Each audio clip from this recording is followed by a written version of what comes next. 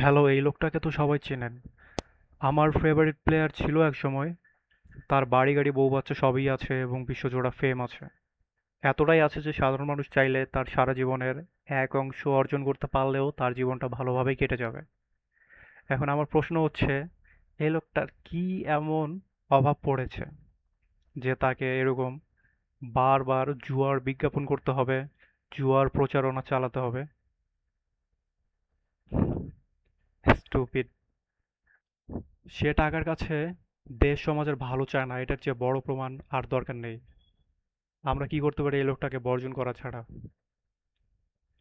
আর এসব কি তার অনুমতি না নিয়ে করা সম্ভব এআই দিয়ে? আর সেটা হলে সে কেন 12 ঘন্টা পরেও কোনো স্টেপ নেয়নি? যারা এই ভিডিও দেখছেন সবাইকে অনুরোধ করব সব ধরনের জুয়া এড়িয়ে চলতে এবং সারা জীবন এই সব কিছু থেকে দূরে থাকতে, ধর্মীয় রীতিনীতি মেনে চলতে।